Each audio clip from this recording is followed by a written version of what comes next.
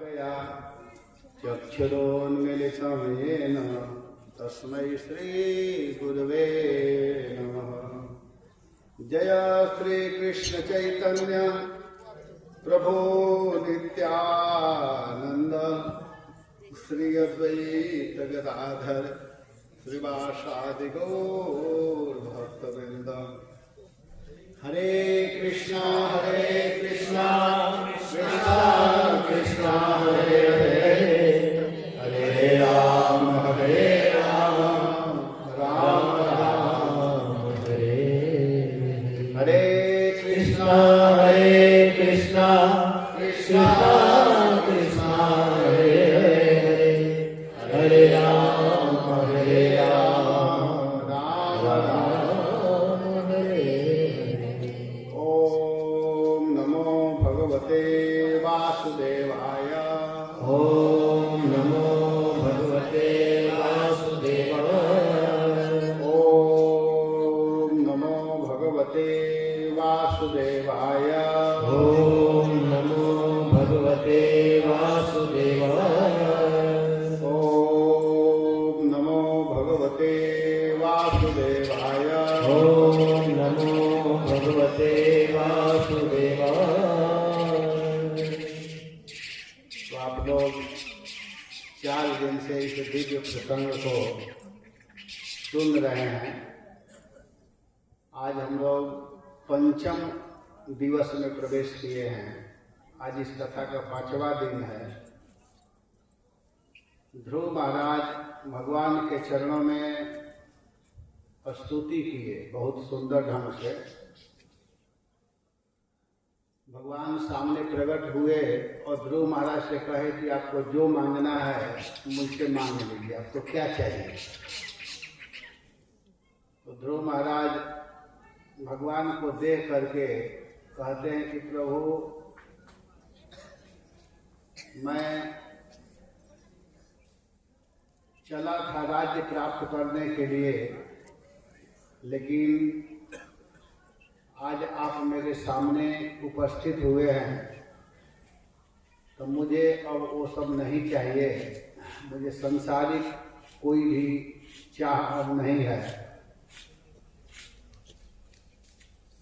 मैं शुद्ध वैष्णवों का संग चाहता हूँ, शुद्ध भक्तों का संग चाहता हूँ।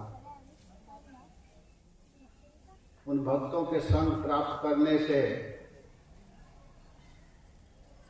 हम आपके चरण कमल को प्राप्त कर सकते हैं, भगवान के सुंदर कथा सुन सकते हैं, भगवान आपकी कथा में रम सकते हैं, जिसके द्वारा भव सागर को आसानी से पार किया जा सके। तो भगवान मुस्कुराने लगे इन सब बातों को सुन करके। भगवान कहते हैं कि देखो, मैं आपके जो हृदय में संकल्प है उसको मैं जानता हूं, मुझे सब कुछ पता है। तो तुम जिस भाव से मेरी आराधना किए हो, मेरी भक्ति किए हो, भजन किए हो,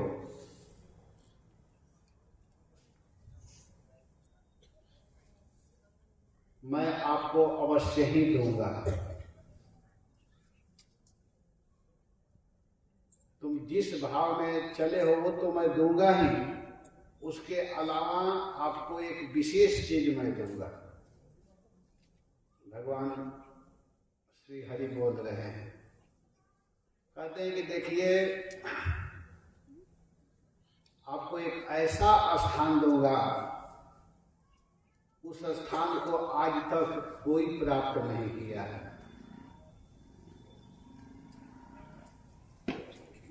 यद्यपि आप ऐसे चीज प्राप्त करने के लिए चले हैं जो दुष्प्राप्य है, सभी लोग उसको नहीं प्राप्त कर पाते हैं, लेकिन मैं आपको दूंगा।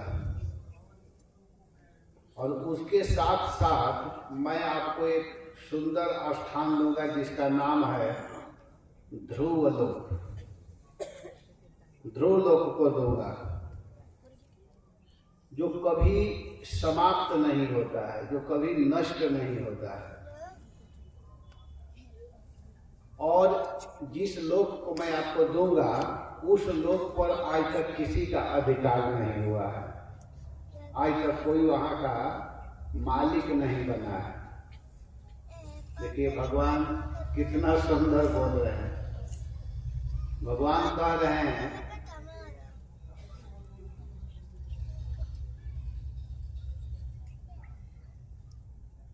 हरे कृष्णा कृष्णा कृष्णा हरे हरे, हरे राम राम राम हरे हरे।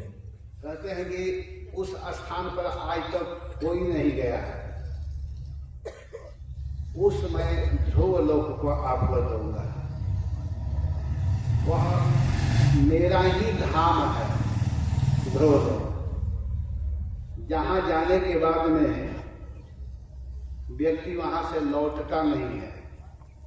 यद गत्वा न निवर्तन्ते तद्धाम परमम्। मेरा ही वह वैकुंठ का एक पार्ट है, एक भाग है, वो मैं आपको दूंगा। और इससे पहले उस ध्रुव लोक को प्राप्त करने से पहले आप इस संसार के मालिक बनेंगे, बहुत बड़े राजा होंगे। और एक दो दिन के लिए नहीं, 36,000 वर्ष आप राज्य करेंगे। बताइए कितना बड़ा संपत्ति, कितने दिन के लिए राज्य पद दे रहे हैं भगवान।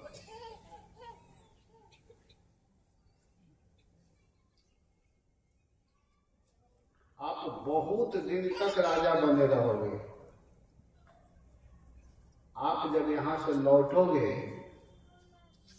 तो आपके जो पिताजी हैं उतानपाद जी उस राज्य को आपको दे देंगे।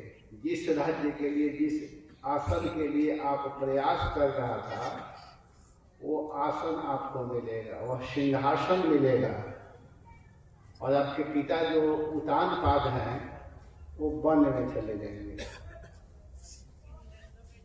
आपको राज्य दे करके वो वन में जाएंगे और आप 36,000 वर्ष तक धर्म के अनुसार इस पृथ्वी के रक्षा करोगे, रक्षक बनोगे। 36,000 वर्ष धर्म के अनुसार। राजा को कैसा होना चाहिए? धर्म युक्त राजा होना चाहिए। अधर्मी व्यक्ति को राजा नहीं बनाना चाहिए। जो शराब पीता है उसको वोट नहीं देना चाहिए। ये सब बात इसलिए बताना पड़ता है कि शराबियों को जिता करके, ए भाई अच्छे से मत करो, सही लग रहा है, आप जैसा था वैसा कीजिए, पहले जैसा था।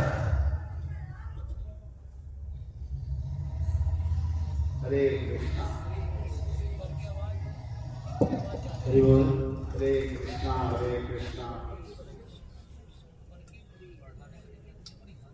हरे कृष्णा।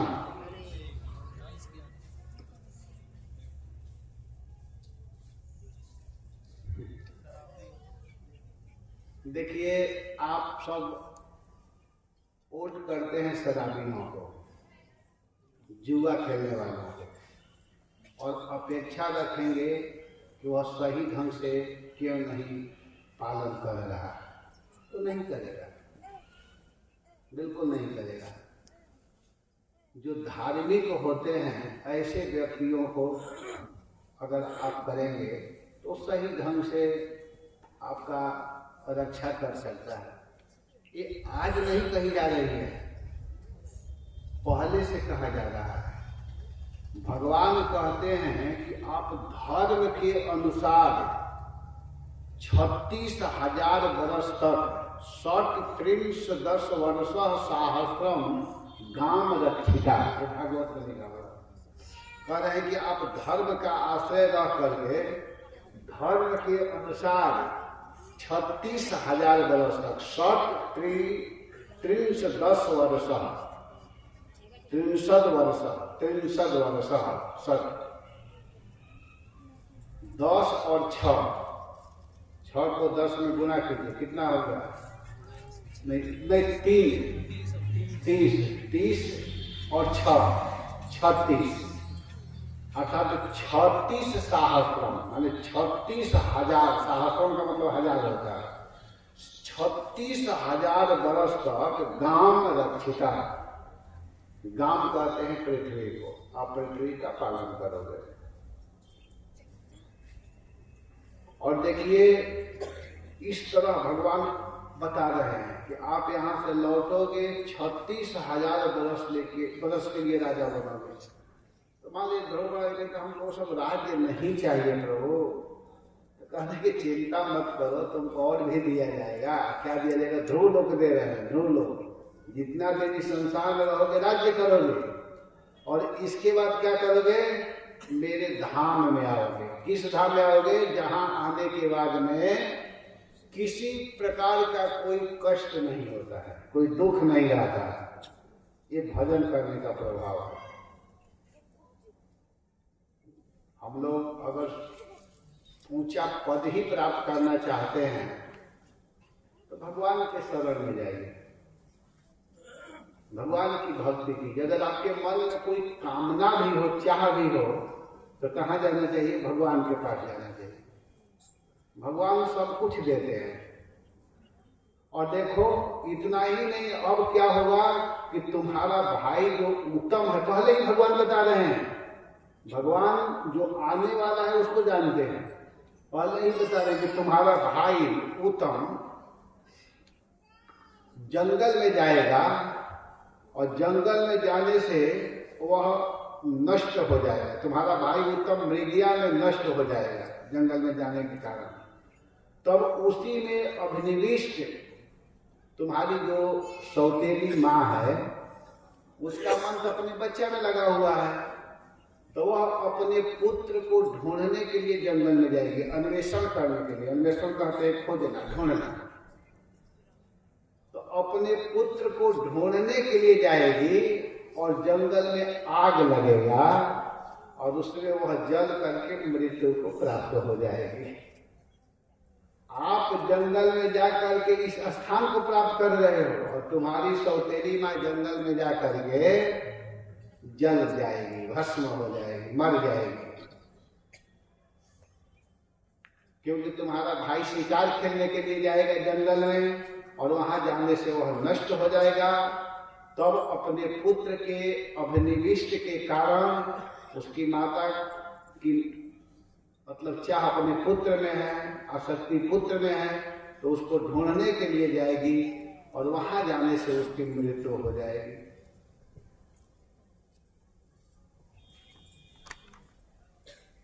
इष्ट्वा माम यज्ञ हृदयम यज्ञै पुष्कल दक्षिणै भुक्त्वा चेहाशिषा सत्य अन्ते माम संस्मरिष्यसि।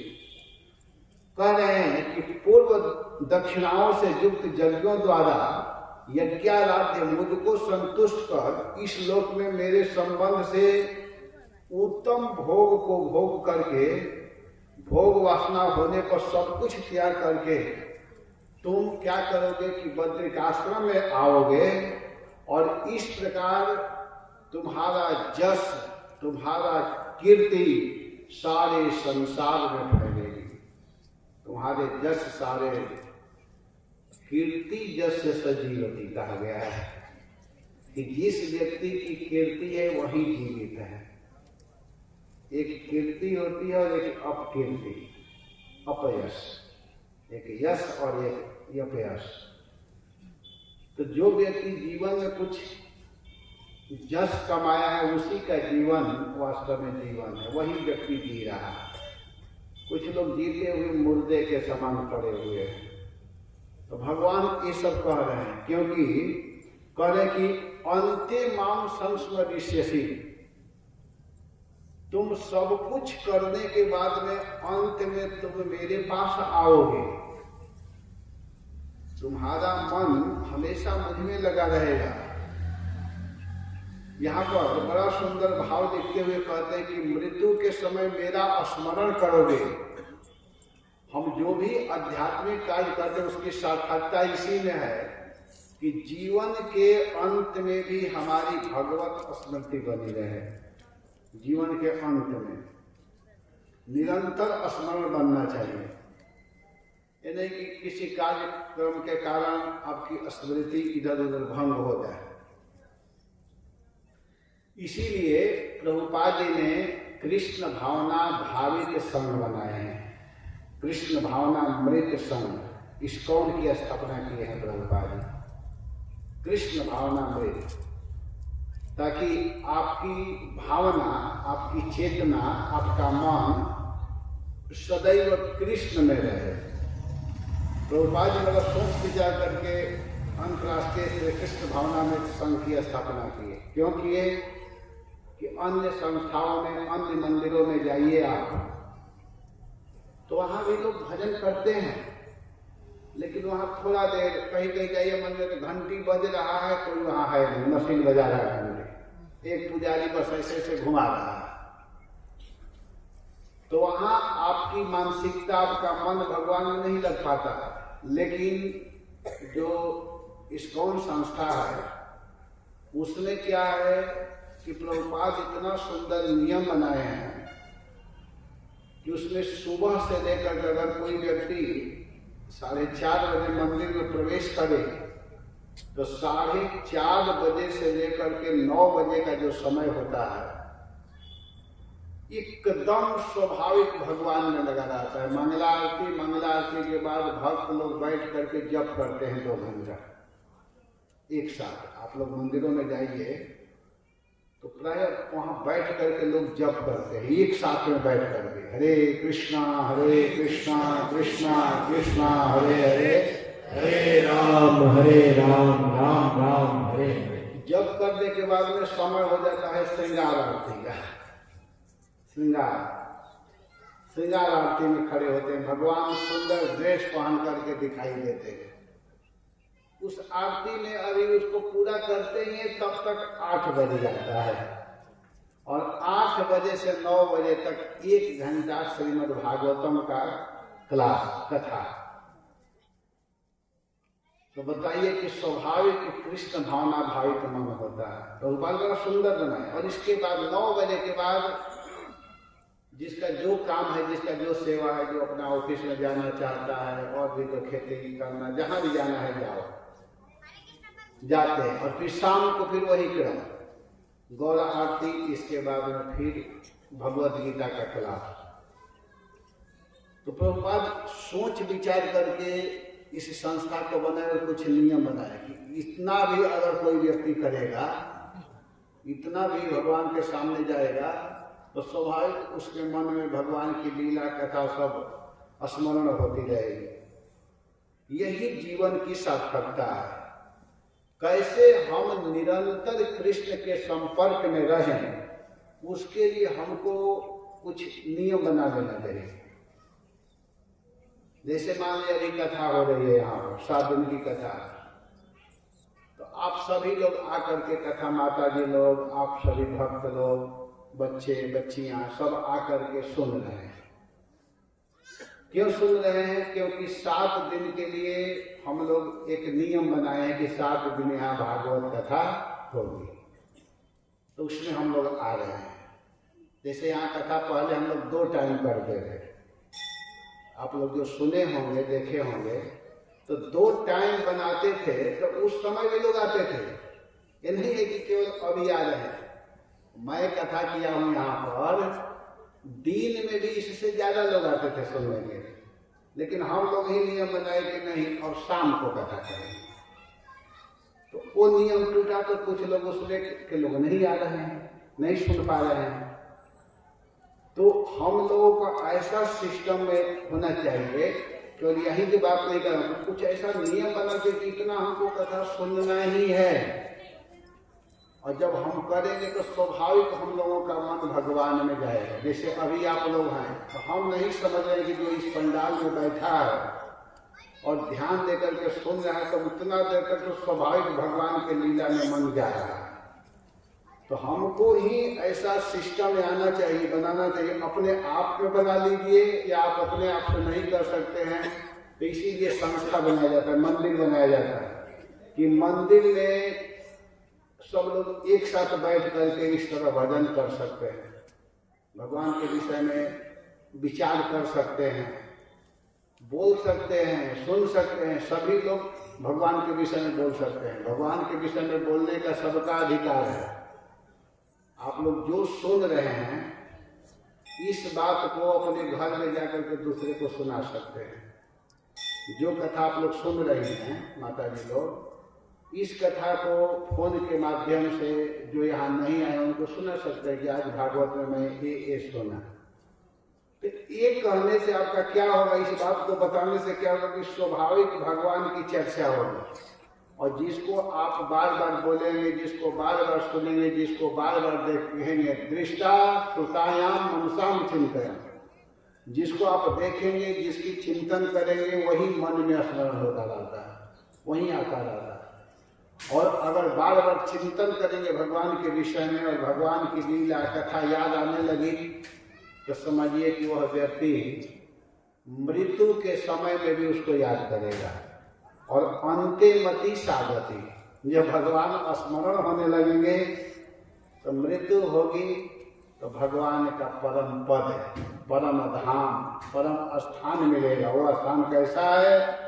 जहाँ किसी प्रकार का राग नहीं है, जहाँ किसी प्रकार का द्वेष नहीं है, जहाँ किसी प्रकार का होड़ नहीं है, जहाँ किसी प्रकार का कोई भय नहीं है, कोई कष्ट नहीं है, वो स्थान तब मिलेगा।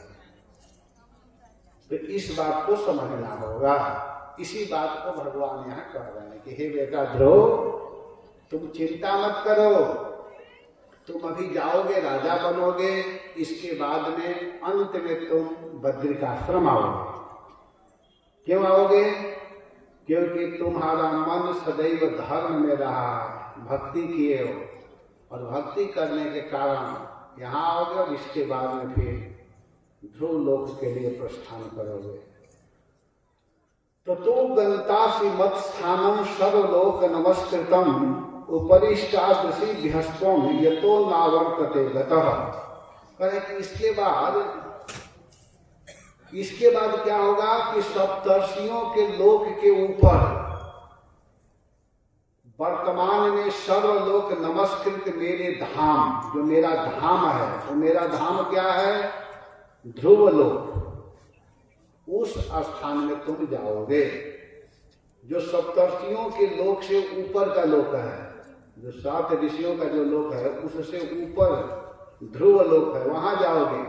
जहां जाने पर इस प्राकृत जगत में लौटना नहीं पड़ता है। व्यक्ति इस संसार में फिर लौट करके नहीं आता है। इस संसार में बार बार आना अच्छा नहीं माना जाता है। इस संसार में सुख नहीं है, इस संसार में केवल दुख ही है। दुख ही दुख का डेरा है। संसार नहीं है रहने का। क्यों नहीं रहने का? यहाँ दुख ही दुख है, सहने का संसार नहीं है। भजन है, अरे दरबार में बंसी वाले के, दरबार में बंसी वाले के दुख दर्द मिटाए जाते हैं। दरबार में बंसी वाले के दुख दर्द मिटाए जाते हैं। दरबार में बंसी वाले के, दरबार में बंसी वाले दुख दर्द मिटाए जाते हैं। दुख दर्द मिटाए जाते हैं। दुनिया के सताए लोग यहाँ, दुनिया के सताए लोग यहाँ सीने से लगाए जाते हैं। दुनिया के सताए लोग यहाँ सीने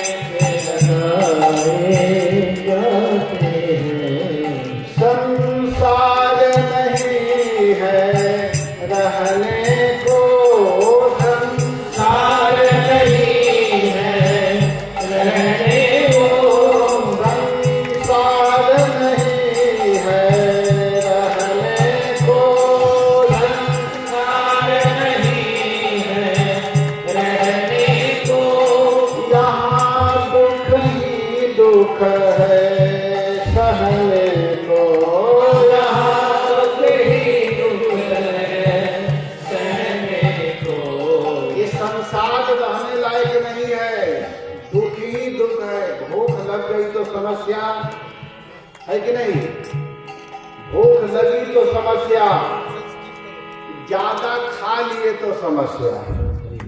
बताइए, खाने के बाद तो खुश होना चाहिए ना, नहीं ये पच नहीं रहा, फिर खाना चाहिए। समस्या, रसगुल्ला नहीं खाए तो झंझट, खा लिए तो झंझट, शुगर बढ़ गया, बड़ा समस्या है। ये सबसे समस्या नहीं तो दूसरे लोग कुछ ऐसा शब्द बोल दिए कि बस ऐसा चोट लगा, उसने मुझको ऐसा बोल दिया, अब दिन भर सोचते रहिए, रात भर नींद नहीं आएगी, उसने ऐसा मुझको बोला। बताइए, विचार कीजिए थोड़ा सा। सब तरफ से दुख, गर्मी पड़ रही तो समस्या, पसीना आ रहा है, ठंड लगा तो टोपी लगाना पड़ रहा है, सुख है ही नहीं। अरे संसार नहीं है रहने को, संसार नहीं है रहने को, यहाँ दुख ही दुख है सहने को, यहाँ दुख ही दुख है सहने को। लेकिन भगवान का जो धाम होता है, भगवान का नाम क्या है? अरे भर भर के प्याले अमृत के, भर भर के प्याले अमृत के, यहाँ रोज पिलाए जाते हैं, यहाँ रोज पिलाए जाते हैं। दरबार में बंसी वाले के, दरबार में बंसी वाले के, दुख दर्द मिटाए जाते हैं, दुख दर्द मिटाए जाते हैं। पूरा भजन नहीं गाना है मुझको, बस आप लोग समझिए, ये समझने के लिए केवल इस भजन को गाया। मुझे केवल एक लाइन गाना था, संसार नहीं है रहने का, यहाँ दुख ही दुख है सहने का। लेकिन कौन जगह रहने लायक है? तो भगवान का स्थान। और वो स्थान कब मिलेगा?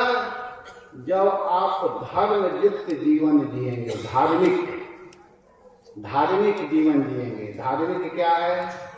किसी के प्रति गलत भाव मत रखिए, सबका हित चाहिए, और शुद्ध भोजन, और सबसे शुद्ध करने वाला चीज है वो है भगवान का पवित्र नाम। हरे कृष्णा कृष्णा कृष्णा हरे हरे, हरे राम राम राम हरे हरे। इस बात को भगवान बता रहे हैं स्वयं कि हे बेटा, तुम सब कुछ प्राप्त करने के बाद में अंत में तुम सर्वलोक नमस्कृत, सारे लोगों के द्वारा जो नमस्कृत किया गया है, जो सबसे ऊपर है, वो है मेरा धाम ध्रुवलोक। वहां तुम आओगे, मेरे धाम। मत स्थानम तुम गंतसी, तुम जाओगे।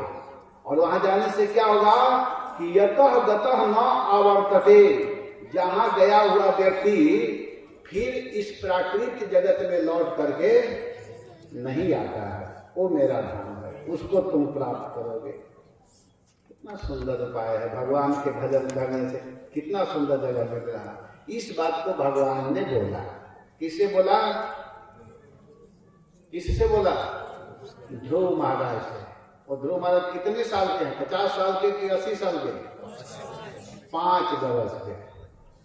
5 बरस वाला बालक कितना कमाल किया है, बताओ। हम लोग बूढ़े हो गए हैं, कुछ भी नहीं कर पाए, और हमारे ध्रुव महाराज 5 वर्ष में उस भगवान को अपने सामने प्रकट कर दिए। क्योंकि ध्रुव महाराज अपने गुरु के वचन पर पूर्ण निष्ठा के साथ में विश्वास किया। गुरु मुख पद्म वाक्य, चीते ते करिय ऐक्य, आदर ना करिए मन आशा। जो गुरु महाराज ने बताया, जिस विधि से भजन करने के लिए कहा, वैसे ही उन्होंने किया। अपना बुद्धि नहीं लगाया, हम लोग अपनी बुद्धि लगाते हैं, इसीलिए सक्सेस नहीं होते हैं। गुरु महाराज बताए कैसे करो, अरे उनको क्या मालूम, बस हो गया। ध्रुव महाराज अपने गुरु के निर्देशानुसार भजन किए, जैसे बताए थे कि तुम यहां से जाओ मधुबन में, यमुना जी में 3 समय स्नान करना, तो 3 टाइम स्नान करते थे। ये नहीं देखते थे कि ठंड लग रहा है, कि गर्मी है, कि ज्यादा है, कि बारिश है, नहीं, 3 टाइम स्नान करते थे। जिस मंत्र को दिए उसी मंत्र का जप किए। वो मंत्र क्या दिए थे? महामंत्र, हरे कृष्ण जपने को बोले, तो उसी मंत्र का जप किए। जैसे जैसे बताए वैसे वैसे उन्होंने किया। भगवान सामने आ गए और आज भगवान कितना सुंदर व्यवस्था दे रहे हैं। मैत्रेय जी कहते कि इस प्रकार ध्रुव द्वारा भगवान पूजित हुए। ध्रुव महाराज उनके चरणों में पूजा किए। अब भगवान क्या किए कि गरुड़ध्वज भगवान ध्रुव महाराज के द्वारा पूजित होने के बाद में ध्रुव महाराज को तस्मै ध्रुवाय आत्मनः पदई अतिदिश्य, ध्रुव को अपना परम पद, जो सुंदर स्थान है, उस स्थान को दे करके पश्यत बालस्य स्वम धाम आगा, बालक ध्रुव को देखते देखते, ध्रुव महाराज देख रहे हैं, अब तब तक भगवान वहां से स्वम धाम आगा, अपने घर चले गए, अपने धाम चले गए। भगवान ध्रुव महाराज को देखते देखते ही भगवान वहां से चले गए। और जब भगवान चले गए तब क्या हुआ कि अब ध्रुव महाराज भगवत कृपा प्राप्त, ध्रुव भी विष्णु के चरणों में सेवा किए थे, बिल्कुल अपने को शोधित कर चुके थे, बिल्कुल अपने मन को भगवान में लगा चुके थे। उनका संकल्प, जो संकल्प था वो पूरा हो रहा है। तो उस संकल्प को पूरा करने वाले भगवत धाम को पा करके भी भगवान भगवत धाम दिए हैं। उस धाम को प्राप्त करने के बाद भी अप्रसन्न चित्त नातिप्रीत, वह खुश नहीं हुए। ध्रुव महाराज प्रसन्न नहीं हुए, उदास। और वह क्या किए कि पूरम अभ्यगा, अपने पिता के घर के लिए लौट रहे हैं। जो पिताजी का घर है, पिताजी का जो नगर है बिठूर, बिठूर के लिए चल दिए। लेकिन वो खुश नहीं है, प्रसन्न नहीं है। भगवान दे करके चले गए, लेकिन इतना सुंदर चीज मिलने के बाद में भी ध्रुव महाराज प्रसन्न नहीं हो रहे हैं, संतुष्ट नहीं थे। उन्हें लज्जा आ रही थी, वो संकुचित थे। क्यों संकुचित थे? उनके मन में था कि हमको भगवान से मांगना नहीं चाहिए था। मैं भगवान से मांगा, हमारे सामने हमारे प्रभु आए, भगवान आए, और उनसे मैं इस तरह की वस्तु मांगा, मुझे नहीं मांगना चाहिए। इस भाव में हो करके जो मांगे हैं उस पर वह ग्लानि कर रहे हैं, पश्चाताप कर रहे हैं, संतुष्ट नहीं थे। उन्हें लज्जा आ रही थी कि भगवान से जो कुछ कामना की वह उन्हें नहीं करना चाहिए था, इसलिए वह लज्जित थे। तो यहाँ पर अब प्रश्न कर रहे हैं, कौन? श्रोता साहब, कथा सुनने वाले मुख्य श्रोता कौन है? आप लोग को इनाम मिलेगा, माता जी में से कोई बताएगा। कथा कौन सुना रहे हैं? अच्छा, वाह, तुम तो इनाम लोगे। सुनने वाले श्रोता कौन है? विदुर जी। दोनों मिल करके बताइए। कथा कहने वाले हैं मैत्रेय जी, वक्ता है। कथा हो रही कहाँ पर? जगह कहाँ है? मनीष, क्या नाम उसका? मोहित, कहाँ कथा हो रही है? खड़ा होकर जल्दी बता, माइक दीजिए उसको। अरे वाह, ये बता दिए लग रहा है, राधा नाम बताए ना? चलो बहुत बढ़िया। हरिद्वार नहीं हो रहे। अच्छा, हरिद्वार जी में गंगा जी बहती कि जमुना जी? गंगा जी।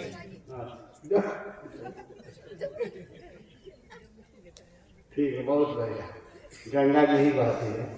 तो गंगा जी के तट पर मैत्रेय जी कथा सुना रहे हैं। विदुर जी बड़े प्रेम से हाथ जोड़ करके इस कथा को सुन रहे हैं। तो जब इस तरह के बात सुने, क्या सुने कि ध्रुव महाराज खुश नहीं हैं, ये मिलने के बाद में भी वो उदास है, अप्रसन्न है। तो विदुर जी यहाँ प्रश्न करते हैं। विदुर जी का बड़ा सुंदर प्रश्न है। विदुर जी कह रहे हैं, सुदुर्लभम यात् परमं पदम हरे माया विनष्टत् चरणाचलार्जितम्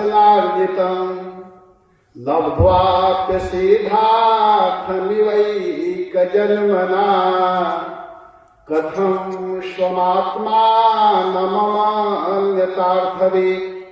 कह रहे कि हे भगवान, हे गुरुदेव, ध्रुव महाराज अप्रसन्न क्यों थे?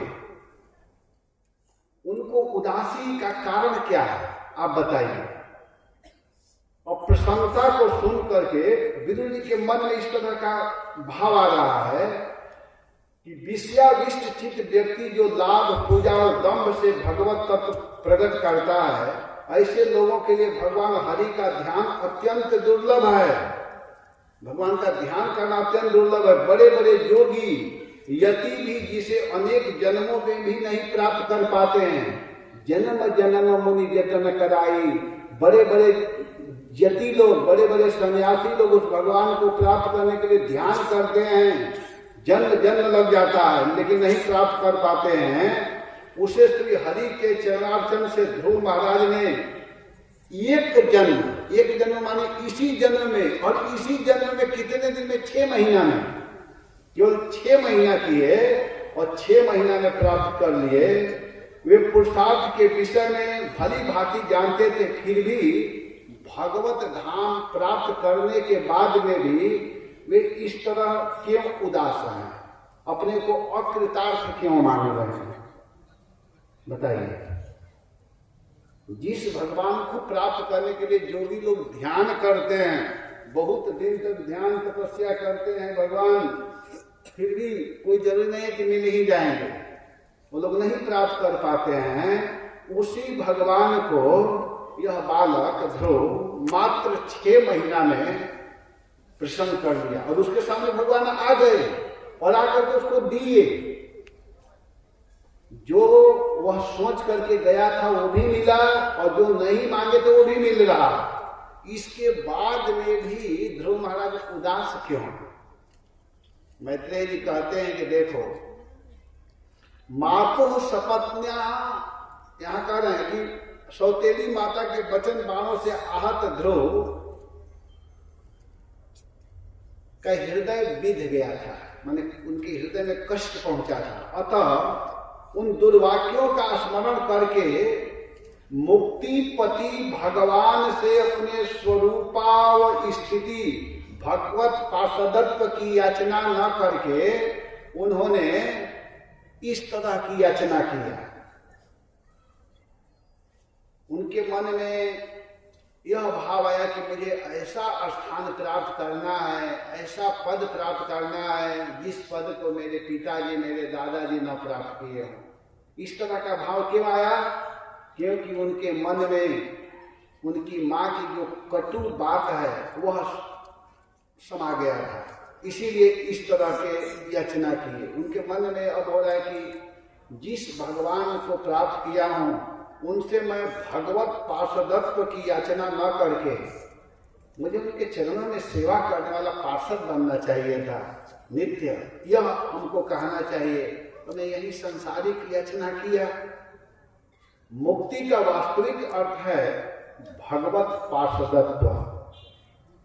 जीव स्वरूप से कृष्ण का नित्य दास है। जो जीव है वह स्वरूप से ही भगवान के दास होते हैं। अपने स्वरूप से भिन्न अन्य कुछ भी कामना करना बंधन है। अपने स्वरूप के अतिरिक्त अगर हम कुछ भी भगवान से याचना करते हैं तो समझिए कि हम बंधन में जा रहे हैं।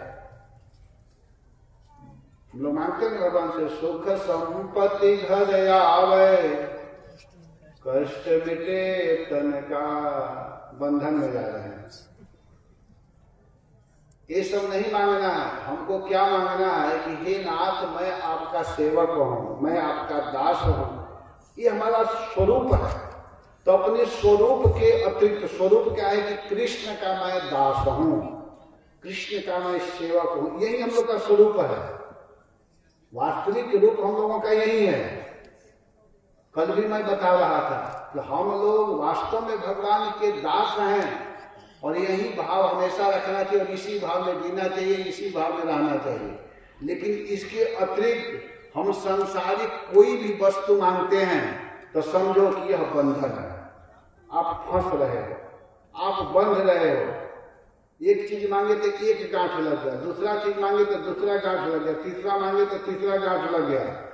तो आप समझ जाइए कि आप स्वरूप में स्थित रहना ही मुक्ति है। जो व्यक्ति अपने स्वरूप में स्थित रहता है वह मुक्त है।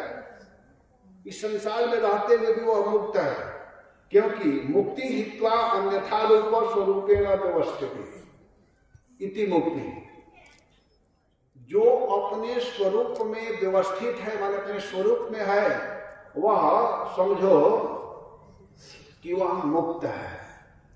भक्त लोग इस संसार में रहते हुए भी मुक्त होते हैं। तो इसी बात पर वह विचार कर रहे हैं, सोच रहे हैं, अरे मैंने क्या मांगा। इसीलिए करें कि भक्ति मुहु प्रवहताम त्वयि प्रसंगो। हे नाथ, अगर वास्तव में आप देना चाहते हैं तो आप हमको उन वैष्णवों का संग दीजिए, उन भक्तों का संग दीजिए जिनका चित्त सदैव भगवान में लगा रहता है, जो आपके लीला गुण कथा को गाते रहते हैं। ऐसे भक्त का संग करेंगे तभी ना हमको भी भगवान की कथा सुनने को मिलेगी। और जब हम भगवान की कथा सुनेंगे तो हमारा मन स्वाभाविक भगवान में लगेगा। तो इसीलिए भक्त लोग कहते हैं कि हमको अगर आप देना चाहते हैं तो न धनम न जनम न सुंदरी कविता माम जगदीश काम्यई मम जन्मनी जन्मनी स्वर तार भक्ति अहेतु की त्वयि। हे नाथ, हमको धन चाहिए न जन चाहिए, बहुत चेला चाटे भी नहीं चाहिए, बहुत रुपया पैसा नहीं चाहिए, बहुत सुंदरी स्त्रियों की भी आवश्यकता नहीं है। कभी कभी सुंदर स्त्री मिल जाती है या सुंदर पति मिल जाता है तो व्यक्ति भजन नहीं करता है, उसी में फंसा रहता है, उसी को देखता रहता है। अपने पत्नी को पुरुष देखता है और पुरुष जो है पत्नी को देखता है और पत्नी जो है पुरुष को देखती है। तो जो भगवान का भजन करने वाले होते हैं वो भगवान के भजन को सुंदर स्त्री भी मत दो, क्योंकि सुंदर स्त्री भी बंधन के कारण होती है। एक व्यक्ति था, इसमें एक कथा है कि एक व्यक्ति थे, उनकी पत्नी बहुत सुंदर मिली थी, बहुत सुंदर थी संसारिक दृष्टि से। तो इतना आसक्त था वह व्यक्ति अपने पत्नी में कि वो जहां भी चलती थी उसके मुख को देखने के लिए वो उल्टा चलता था। अब लोग समझ रहे हैं ना, जैसे उधर से आ रही है तो उसके मुख देखना है तो उल्टा चलेगा तभी ना देखेगा, हमेशा उसी को देखता रहता था। तो एक दिन वो मंदिर में गई दर्शन करने के लिए। तो मंदिर में गई, राधा मदन मोहन जी के सामने दर्शन कर रही है। राधा मदन मोहन जी को वो देख रही है और वो अपने पत्नी को देखने के लिए अपना पीठ उनके तरफ कर दिया है। वो अपना पीठ भगवान के तरफ करके अपने पत्नी को देख रहा है। मंदिर में बहुत लोग जाते हैं, जैसे बाकी बिहारी है या बड़े बड़े मंदिरों में आप लोग देखे भी बहुत भीड़ होता है ना। तो सब लोग भगवान को देख रहे हैं और वो व्यक्ति क्या कर रहा है, अपनी पत्नी को देख रहा है। उसमें एक महात्मा थे, सन्यासी। वो देखे कि अरे भाई सब लोग भगवान को देख रहे हैं और ये भगवान की तरफ पीठ क्यों किया है। तो उनकी दृष्टि पड़ी तो वो देखे कि अच्छा वो इस स्त्री को देख रहा है, तो ये इसकी पत्नी है। तो महात्मा समझ गए कि यह व्यक्ति रूप का दीवाना है, इसको रूप अच्छा लगता है। तो महात्मा होते हैं, महात्मा सबका कल्याण करना चाहते हैं। तो वो क्या किए महात्मा जी, तो उस व्यक्ति से बात नहीं किए, जिस स्त्री को देख रहा था उससे बात किए। वो ज्योति स्त्री थी। महात्मा जी कहते बेटी तुमसे एक प्रार्थना है। देखो सन्यासी कैसे कल्याण करने के लिए हाथ जोड़ रहे हैं उसके सामने, कह रहे हैं कि तुमसे एक प्रार्थना है, क्या तुम मेरी बात मानोगी? हाथ जोड़ रहे, हाँ महाराज बोलिए क्या करना है? अवश्य मैं आपकी बात को मानूंगी, आप जो कहेंगे मैं करूंगी, बोलिए क्या करना है? बेटी मेरे कहने से तुम क्या करो कि अपने पीठ को भगवान के तरफ करो। जैसे तुम्हारा पति खड़ा है ना, कौन है? तो ये मेरे पतिदेव हैं। तो महात्मा जी कहे ठीक है, तुम्हारा पति जैसे खड़ा है वैसे तुम खड़ी हो जाओ। तो वो ये नहीं पूछी क्यों? क्योंकि साधुओं के प्रति श्रद्धा विश्वास है उसको, कि चलो महात्मा करना तो मैं खड़ी हो जाती हूँ। तो वो अब भगवान की तरफ अपना पीठ की, जब ऐसे हुई तब अपने पत्नी को देखने के लिए वो घूम रहा है। महात्मा जी भगवान से बात करते थे, डायरेक्ट बोलते थे, जो भी कहना होता था। तो भगवान से कहने लगे कि प्रभु आपका रूप बड़ा सुंदर है, मुझे तो दिखाई दे रहा है, लेकिन थोड़ा इसके ऊपर भी कृपा कर दीजिए। भगवान से कहे थोड़ा अपना वास्तविक रूप इसको दिखाइए ना। इतना कहे तो भगवान मूर्ति में है, वहीं से मंद मंद मुस्कुराए।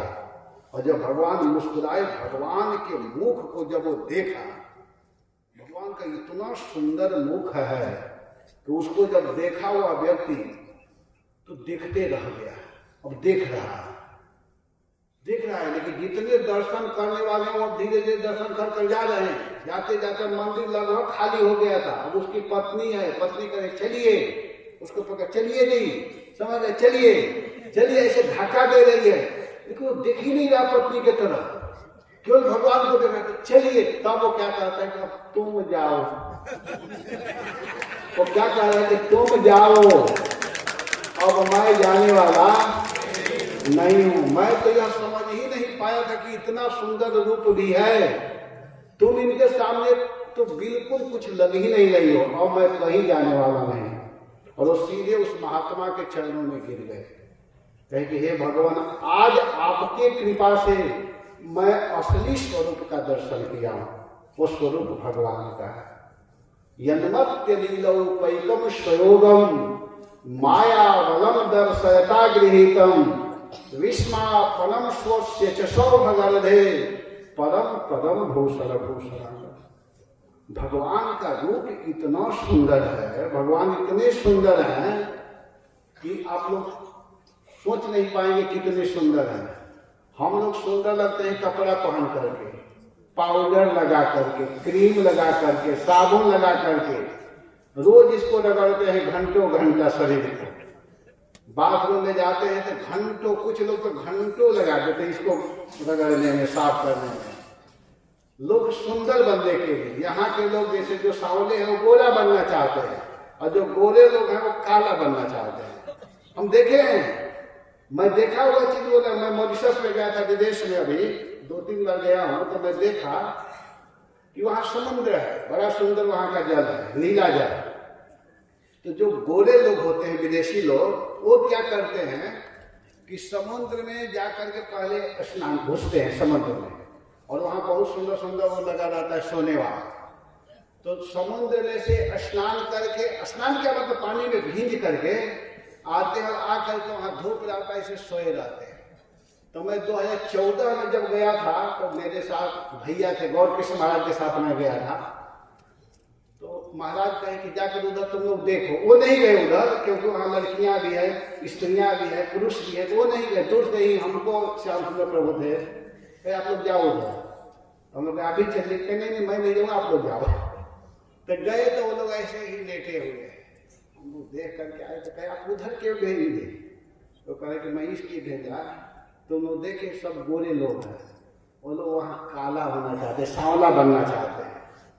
सांवले बनने के लिए वहां लेटे हुए हैं, और कुछ लोग सांवले वाले गोरे होना चाहते हैं, है कि नहीं? होने के बाद भी सुंदर नहीं बन पाएंगे। आप कुछ भी कर लो, सुंदर नहीं बन पाओगे। और हमारे भगवान गाय चरा करके आते हैं, उनके मुख पर गायों के द्वारा, गायों के खुरों के द्वारा उड़ा हुआ ब्रज रज मुख पर पड़ा हुआ है, ब्रज रज।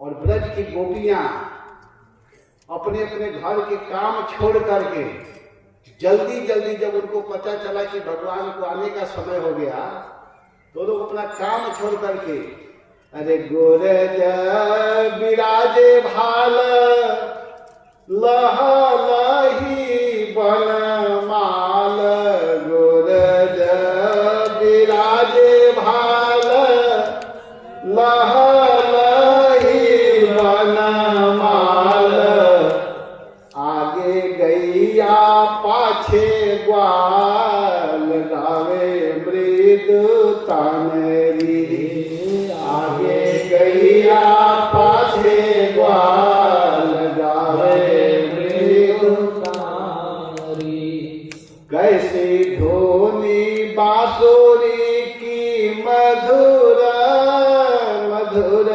तैसी कैसी धोनी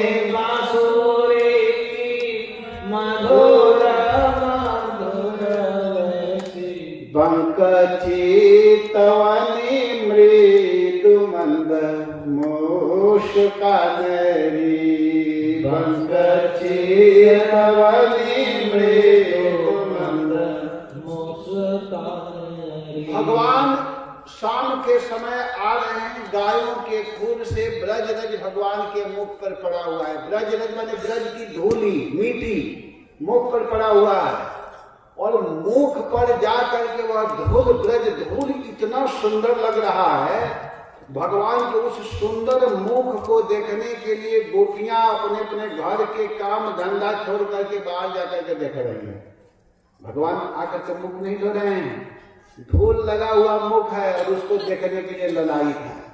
और हम लोग कहीं से आते हैं बाहर से तो सोचे कोई देख न ले पाए, चलो जल्दी मुख को साफ करो, इसके बाद बाहर निकलेंगे, लोग देखेंगे। तो अगर आपके मन में सुंदर रूप देखने की इच्छा है, सुंदर व्यक्ति से अगर प्रेम करना चाहते हैं, वो पुरुष हो या स्त्री कोई भी हो, तो सबसे सुंदर अगर कोई है तो वो है श्री कृष्ण। उस सुंदर रूप को देखना चाहिए। भगवान जैसा सुंदर कोई नहीं हो सकता। भगवान सबसे ज्यादा सुंदर है। ऐसे सुंदर, श्याम सुंदर, गौर सुंदर, नील सुंदर का दर्शन करना चाहिए। भगवान बहुत सुंदर है, भगवान अत्यंत सुंदर है। ऐसे सुंदर भगवान का दर्शन कीजिए। तो यहाँ पर बहुत सुंदर वर्णन करते हुए बताया गया है। ध्रुव महाराज उस भगवान को प्राप्त कर रहे हैं, उस भगवान को देख रहे हैं। तो हम जीवों का परम कर्तव्य है, हम लोग स्वरूपगत भगवान के दास हैं। हम लोग स्वरूपगत भगवान के सेवा में हम लोगों को रहना चाहिए। भगवान क्या भक्ति करना, भगवान के चरणों में ध्यान करना ही इस जीवन की सार्थकता है। क्योंकि जीव का स्वरूपगत धर्म है कृष्ण की दास। कृष्ण की दासता स्वीकार करना ही हमारे जीवन का लक्ष्य होना चाहिए। हम कृष्ण के दास हैं। अनुपम माधुरी जोड़ी हमारे श्याम श्यामा की।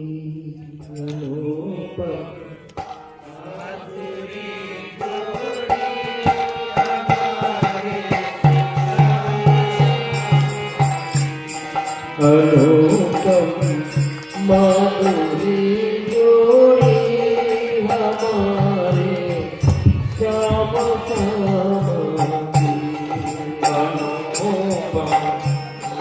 माधुरी जोड़ी हमारे श्याम श्यामा रसी मधुभरी मस्ती हमारे श्याम श्यामा रसी रस भरी श्याम श्यामा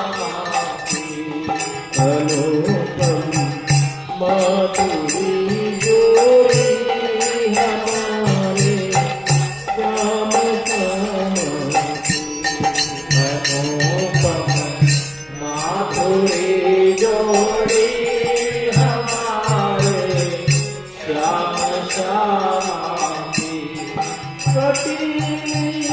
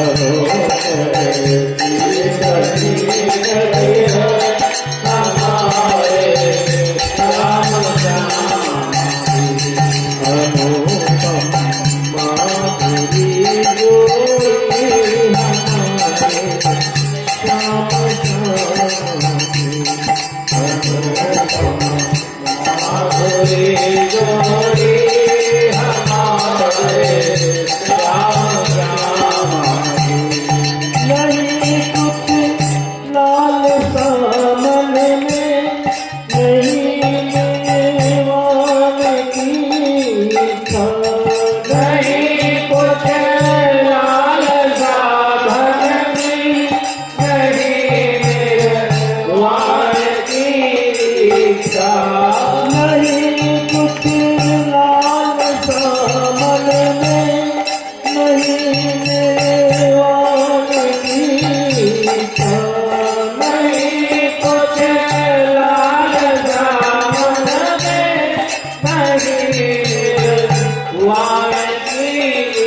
था सती श्यामा तेरे सेवा हमारे श्याम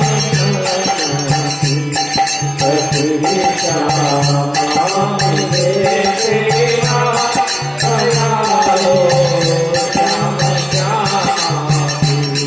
अनुपम माधुरी जोड़ी हमारे श्याम श्यामी अनुपम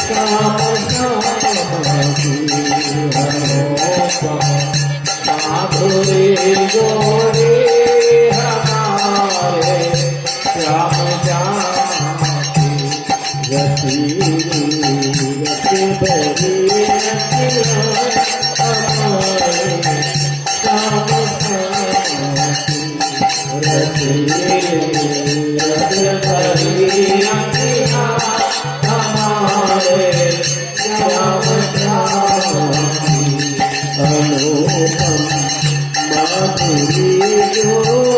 श्याम श्यामी अनुपम माधुरी जोड़ी हमारे श्याम श्यामी अनुपम माधुरी जोड़ी हमारे श्याम श्यामी।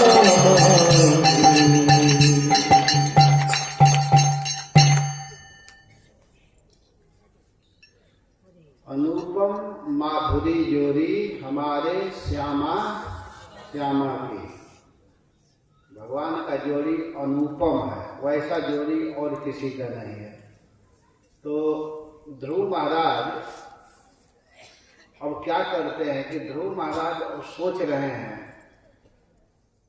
भगवान जब इस प्रकार बताए तो ध्रुव महाराज विचार कर रहे हैं, अपने घर के लिए तो जा रहे हैं लेकिन विचार कर रहे हैं कि मैं कितना दुर्भागा हूं कि जिस भगवान को प्राप्त करने के लिए सनकादि के लोग कितना मेहनत करते हैं, थोड़ा सा उनका झलक दिखाई दे पाता है, ज्ञान प्राप्त कर पाते हैं, उस भगवान का मेरे ऊपर छाया पड़ रहा था। भगवान मेरे सामने खड़े थे, उस जुगल चरण को मैं देख रहा था, जुगल चरणों को मैं प्राप्त किया था, लेकिन द्वितीय अभिनिवेश होने के कारण, सांसारिक भोग के कारण मेरे मन में संसार की चाह हुई। भगवान के चाह से ज्यादा प्रबल संसारिक चाह होने के कारण आज मैं उस भगवान से वंचित हो रहा हूं। जहां मुझे डायरेक्ट भगवान का चरण चिन्हों का छाया पड़ रहा था मेरे ऊपर, मैं क्या बताऊं, मैं इस दुखमय संसार में डूब गया, इस दुखमय संसार को ही स्वीकार किया। इस तरह वो अपने को अनुतृप्त समझ रहे हैं। अगर इस शरीर से जहां डायरेक्ट भगवान का सेवा करने का अवसर प्राप्त है, उसको छोड़ करके मैं पत्नी बच्चों के सेवा के लिए मांगा, अब यहाँ से जा करके मैं क्या करूँगा? अपने पत्नी के साथ रहूंगा, बच्चों के साथ में रहूंगा, इस संसारिक लोगों के साथ में रहूंगा। कहाँ डायरेक्ट भगवान का सेवा करने का प्राप्त अवसर मिला हुआ था और कहाँ मैं संसार के चक्कर में पड़ गया। मेरे जैसा दुर्भागा और कौन हो सकता है? इस तरह वो गलानी कर रहे हैं।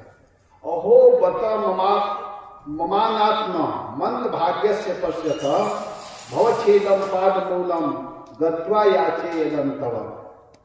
अहो मेरा भाग्य कितना मंद है, मैं कितना भाग्यहीन हूँ, मेरा प्राचीन कर्म कितना कुत्सित रहा है। जरा इस पर विचार तो कीजिए। संसार विनाशक भगवान श्री हरि के चरण मूल में उपस्थित होकर के भी भगवान के चरण मूल में मैं पहुंच चुका था। वहां रहने के बाद में भी मैं एक न एक दिन नष्ट होने वाला सांसारिक भोगों को मांगा। जो संसारिक भोग एक न एक दिन समाप्त होने वाला है।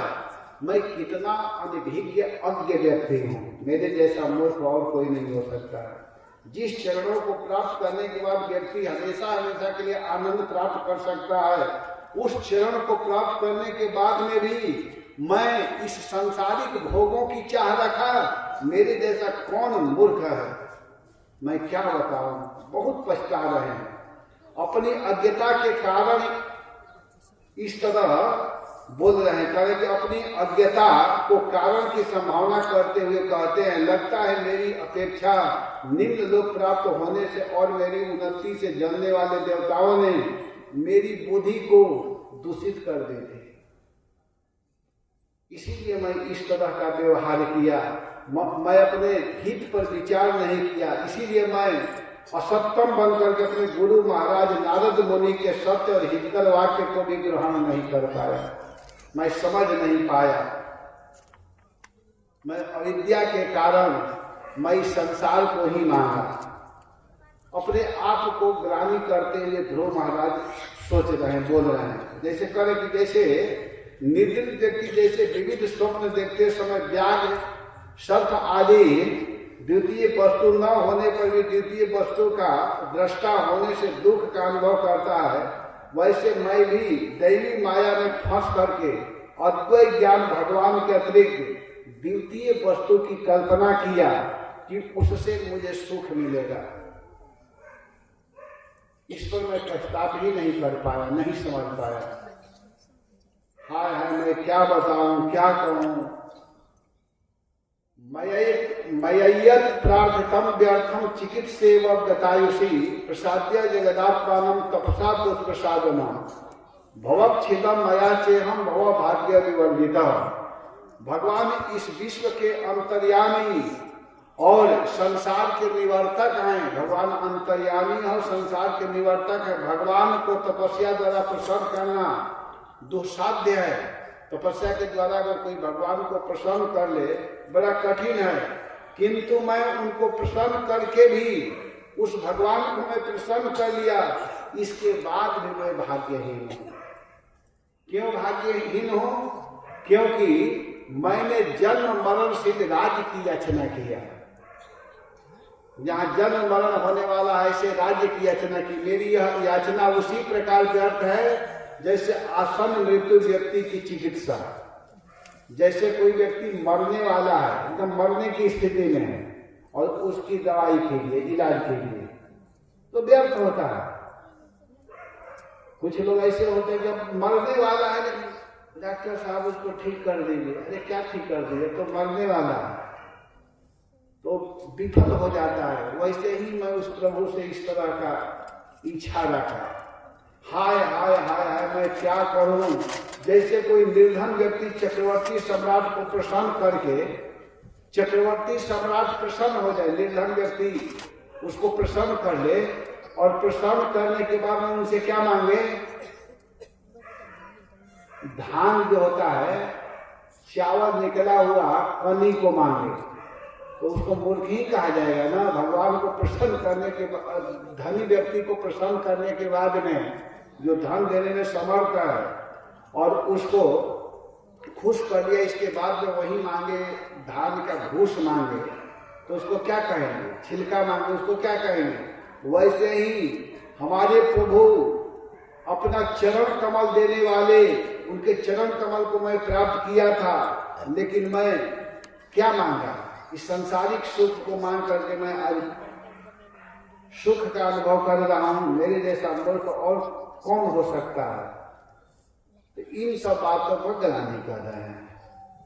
मैत्रेय मुनि ने कहा कि मेरे प्रिय विदुर जी, ध्रुव महाराज की ऐसी निष्क्रियता उनके लिए पूर्णता युक्त है, क्योंकि आपके समान निष्काम भक्तजन जो श्री मुकुंद के चरण में ही अपने मन को लगाए रहते, उपासना करते हैं, वे मुकुंद के नित्य दास के अतिरिक्त कुछ भी नहीं चाहते हैं। वो यही चाहते हैं कि मैं भगवान का दास बन करके रहूं, मैं भगवान का सेवक बन करके रहूं। उनको और कोई भी चीज की कामना नहीं होती है। वो यही चाहते हैं कि मैं भगवान का सेवा करता रहूं। संसारिक भोगों को वो नहीं चाहते हैं।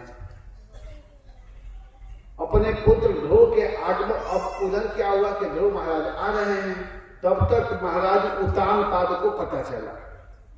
उत्तानपाद को क्या पता चला? कि ध्रुव महाराज आ रहे हैं लौट करके।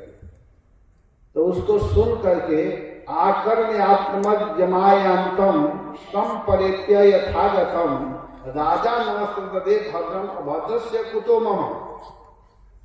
अपने पुत्र के आगमन सुनने पर भी राजा को विश्वास नहीं हुआ। राजा को विश्वास नहीं था कि ध्रुव आ रहा है, क्योंकि जैसे कोई व्यक्ति मर गया हो, जिसकी मृत्यु हो गई हो, और उसको कोई कहे कि वो लौट करके आ रहा है, तो व्यक्ति को विश्वास होगा? यही सोचेगा ये तो झूठ बोल रहा है। वैसे ही उत्तानपाद को विश्वास नहीं हुआ। कहने कि मैं पापी हूं, मेरा पुत्र गमन रूप मंगल कैसे संभव है? मेरा बेटा चला गया, छोटे अवस्था में ही घर छोड़ करके चला गया, पता नहीं जंगल में उसको क्या हुआ, और मैं पापी हूं, मेरे लिए ऐसा संभव नहीं हो सकता है कि मेरा बेटा आ रहा हो। लेकिन देवर्षि की बात उनको याद आ रही है, नारद जी की बात। नारद जी बोले थे कि तुम चिंता मत करो, आपका बेटा बिल्कुल सुरक्षित है, भगवान के द्वारा बिल्कुल सुरक्षित है, और वह लौट करके आएगा। तो श्रद्धाय वाक्यम देवर्षे हर्ष देगे न धर्षिता।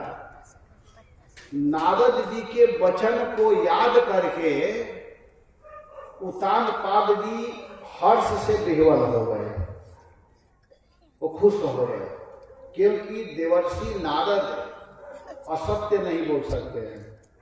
संत जो होते हैं, संतों को झूठ नहीं बोलना चाहिए। नारद जी कभी झूठ नहीं बोलते हैं, हमेशा सत्य ही बोलते हैं। सत्य बोलते कभी ना कंस के यहाँ जाकर के कहे, क्या कहे कि तुम यहाँ निश्चिंत हो, तुमको पता है देवकी का लड़का 8वां नंद के घर में रह रहा है, जिसको तुम नंद का पुत्र समझ रहे हो, वो नंद का लड़का नहीं है। वो किसका बेटा है? देवकी वसुदेव का। और 7वां पुत्र को जो तुम समझ रहे हो कि वो नष्ट हो चुका है, वो नष्ट नहीं हुआ है, वही तो बलराम है। नारद जी सत्य बोल रहे हैं ना, बिल्कुल सही सही बोलते हैं। तो इस वचन को ध्यान देते हुए उत्तानपाद जी खुश हो गए और अत्यंत प्रसन्न होकर के संवाददाता जो आकर के सूचना दिया था कि आपका बेटा आ रहे ध्रुव महाराज, इतने प्रसन्न हुए कि महामूल्यवान हार, उत्तानपाद जी हार पहने हुए थे, उस हार को उतार करके उसको दे दिए, पहना दिए, उसके गले में पहना दिए। तुम इतना सुंदर संवाद तुमको दे रहे हो, लो मैं तुमको अपना हार देता हूं। बहुमूल्य हार को पुरस्कार रूप में दे दिए। और इसके बाद में अपने पुत्र दर्शन के लालसा से महाराज उत्तानपाद स्वर्ण विभूषित उत्तम अश्वयुक्त रथ पर बैठ करके नगर से निकले। उस समय चारों वृद्धगण, ब्राह्मणगण, जितने अपने शहीदगण हैं, बंधुगण, सभी नगर के लोग, जितने उस गांव के लोग हैं, सब निकल पड़े। इसके साथ शंख बज रहा है, दुंदुभियां बज रही है, सुंदर स्वर से गुंजयमान हो रहा है। उस समय वेद का उच्चारण हो रहा है, सभी ब्राह्मण लोग मंत्र पढ़ रहे हैं। उस समय अनेक प्रकार के नगाड़े, बाजे, बांसुरी आदि जो कुछ होना चाहिए सब बज रहा है। इनकी स्वर्ण भूषणों से अलंकृत होकर के दोनों रानियां, उत्तानपाद की दोनों पत्नियां सुनीति और सुरुचि उत्तम कुमार के साथ एक ही विमान में, एक ही पालकी में, ध्यान देना, एक ही पालकी में बैठ करके दोनों मिलने के लिए जा रही हैं। कौन कौन? सुनीति जी और सुरुचि जी उत्तम के साथ में। विचार करो कि जिसके लड़का को कटु वचन बोल करके जिस सुरुचि ने इस तरह का व्यवहार की है, उसको सुनीति जी अपने पालकी में बैठाई है। जानते हैं, जब से ध्रुव महाराज चले गए थे जंगल में और नारद जी आकर के बताए, तो उस समय से महाराज उत्तानपाद सुनीति से ज्यादा प्रेम करने लगे। सुरुचि पर उन्होंने विचार किया कि इसी के कारण मेरा बेटा जंगल में चला गया। तो सुनीति से बहुत प्रेम करते थे, लेकिन सुनीति जी अपने पालकी में, अपने उस जो पालकी होता है, विमान उसमें यहाँ कहा गया, लेकिन पालकी है, तो उसमें सुरुचि जी को भी बैठा रही है। क्यों बैठा रहे हैं? क्योंकि वह ध्रुव की माँ है, वो कोई साधारण स्त्री नहीं है। ध्रुव की माँ होने के कारण जिसका बेटा भगवान का परम भक्त है, आप विचार करो, जिसका बेटा भगवान को स्पर्श कर चुका है वो कोई साधारण माँ हो सकती है? जिसके गर्भ से जन्म लेने वाला बालक भगवान से बात कर करके आ रहा है, तो माँ भी तो उसी तरह महान है। जैसी माँ वैसा ही संतान। माँ का ही प्रभाव बच्चों पर पड़ता है, माता पिता का संस्कार ज्यादा करके बच्चों पर पड़ता है। इसीलिए माताओं को कहा जाता है कि शुद्ध आचरण करना चाहिए, शुद्ध व्यवहार करना चाहिए, शुद्ध खान पान, भागवत सुनना चाहिए। विशेष करके जब गर्भ अवस्था में बच्चे रहते हैं तो उस समय भागवत सुनने का और ज्यादा महत्व है, भागवत पढ़ने का महत्व है, भगवान के नाम जपने का महत्व है। अगर सही ढंग से आप भगवत आचरण करेंगे तो संतान निश्चित रूप से महान बनेगा। सुनीति से हार्दिक स्नेह करने लगे, परंतु सुनीति कभी भी सुरुचि से द्वेष नहीं की। मेरे पुत्र को घर से निकाली है, इस तरह का भाव उनके मन में कभी नहीं आया। और वो बड़े आनंद के साथ सुरुचि को भी अपनी पालकी में बैठा करके दोनों प्रसन्नता के साथ में ध्रुव महाराज को देखने के लिए जा रही हैं। कुछ चलने के बाद महाराज उतान पाद देखे कि ध्रुव आ रहे हैं, तो उनको देखते ही वे स्नेह से विह्वल हो गए, उनके हृदय में आनंद आ रहा है। और वे क्या किए कि अपने पुत्र से मिलने के लिए इतने उत्कंठित हो रहे हैं कि तत्काल उस रथ से नीचे कूद पड़े और वे अपने पुत्र के पास जाकर के दोनों भुजाओं से ऐसे पकड़ करके आलिंगन किए। उस समय ध्रुव में राग द्वेष नहीं था, क्योंकि भगवान विश्वक्सेन के पाद स्पर्श से उनका समस्त कर्म बंधन ध्वस्त हो चुका था। उस समय ध्रुव में राग द्वेष नहीं था और वे जा करके दोनों आपस में ऐसे मिल रहे हैं, ध्रुव महाराज को पकड़ रहे हैं। उस समय आनंद का अनुभव हो रहा है। महाराज उतान पाद का यह मनोरथ पूर्ण हो चुका था कि उनका पुत्र सकुशल घर लौट आया। वे बार बार अपने पुत्र ध्रुव के सिर सूंघते हुए अपने बेटा के सिर को सूंघ रहे हैं और इतने उनके हृदय में आनंद है कि आनंद के कारण उनके आंख से आंसू गिरने लगा। इतना आंसू गिरा है कि आंसू से अपने बेटा का अभिषेक कर दिए, लेकिन वो प्रेम का अश्रु है, आंसू है। तो प्रेम के आंसू गिर रहा था, इसलिए वह आंसू शीतल, शीतल माने ठंडा, शीतल, बड़ा सुंदर आंसू गिर रहा है, शीतल। दुख का आंसू जो होता है वो गर्म होता है और जो सुख का आंसू होता है वो ठंडा होता है। एक बार गोपी चंद जी के पीठ पर उनकी मां का आंसू गिरा था तो गर्म लगा था। गोपी चंद छोटे थे, युवक थे, स्नान करने के लिए बैठे हुए थे। माता जी अपने पुत्र को जब देखी, गोपी चंद को, तो उनके शरीर को जब देखी तो इतना सुंदर शरीर गोपी चंद का, तो रोने लगी और रोई तो उसके आंख से अश्रु गिरा। तो जब उनके पीठ पर गिरा तो अरे गर्म आंसू कहाँ से आ रहा है, तो देख रहे हैं तो माँ रो रही है। अभी उनका विवाह नहीं हुआ था गोपी चंद का, तो वो देखे तो कहे माँ माँ तुम क्यों रो रही हो? बेटा मैं इसलिए रो रही हूँ क्या तुम्हारे इस शरीर को देखी, पीठ को, उस समय स्नान करने के लिए उठे तो देखी तो मुझे तुम्हारे पिता का याद आ गया कि जैसा तुम्हारा शरीर है सुंदर, वैसा ही सुंदर तुम्हारे पिताजी का शरीर था, लेकिन वो शरीर नष्ट हो गया। ये शरीर भले कितना हो सुंदर हो, एक न एक दिन समाप्त हो जाता है। तीन ही अवस्था इस शरीर की होती है। कौन कौन? अगर उसको आग में जलाएंगे तो राख हो जाएगा, भस्म जिसको कहते हैं। पानी में डालेंगे और पानी में रहने वाला जो जीव जंतु है खाएंगे तो मल बन जाएगा। अगर इसको मिट्टी में डालेंगे तो कीड़ा बन जाएगा। तीन ही संज्ञा है इस शरीर की, बीज, भस्म और कृमि। बीज भस्म संहिता, बीज, कृमि और भस्म, ये इसका संज्ञा है। तो इतना सुनते ही गोपी चंद जी को वैराग्य हो गया। देखिए, जिसको साधु बनना होता है ना, भजन करना होता है, उसके लिए बहुत ज्यादा प्रवचन की जरूरत नहीं है। थोड़ी सी बात सुनेंगे और सतर। और जिसको भजन नहीं करना है तो 24 घंटा प्रवचन करते रहो, कुछ होने वाला नहीं है, कुछ फायदा नहीं होगा, क्योंकि उसके दिमाग में तो बस वही भरा हुआ है।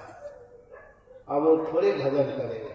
अब गोपी चंद जी को कौन बहुत बड़ा प्रवचन सुनने को मिला? माता जी को इतना ही कही कि जैसा तुम्हारा शरीर है वैसा शरीर तुम्हारे पिता का भी था, लेकिन आज वो शरीर नहीं है। गोपी चंद जी कहते अच्छा मैं भी समाप्त हो जाऊंगा, ये शरीर नहीं रहेगा। इसका मतलब जब ये शरीर नहीं रहेगा तो फालतू काम में क्यों लगाऊं इस शरीर को? वो तुरंत बैरागी बन गए और सीधा वहां से निकल गए, साधु बन गए, जोगी बन गए। तो माता जी कहेगी ठीक है तुम जोगी बन रहे हो ना, तो माँ से दक्षिणा लेना होता है। जब तक माँ दक्षिणा नहीं देती, सन्यासी सिद्ध नहीं होते हैं, तो मुझसे दक्षिणा लेकर के जाओ। हाँ माँ दक्षिणा दो। तो 3 चीज दी दक्षिणा में। क्या देती है? कहती है कि देखो साधु बने तो खूब सुंदर भोजन करना, अच्छा अच्छा पकवान खाना, और दूसरा महल में रहना। कहाँ रहना? महल में। और तीसरा कि सुंदर पलंग पर सोना। तो गोपी चंद जी की माता जी तुम हमको वरदान दे रही हो कि क्या दे रही हो? वरदान थोड़े हुआ, आशीर्वाद थोड़े हुआ। ये तीनों साधु सन्यासी के लिए विपरीत चीज है। सन्यासी को महल में नहीं रहना चाहिए, सुंदर बेड पर नहीं सोना चाहिए, और सुंदर पकवान के चक्कर में नहीं पड़ना चाहिए।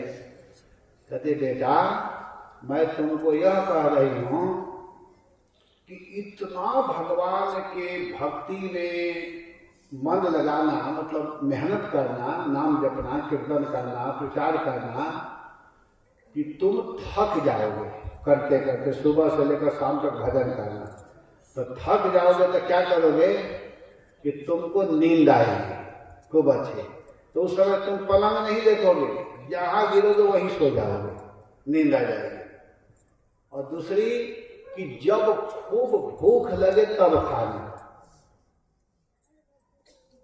अगर जिसको भूख न हो और खूब पकवान ला करके दीजिए तो क्या खाएगा?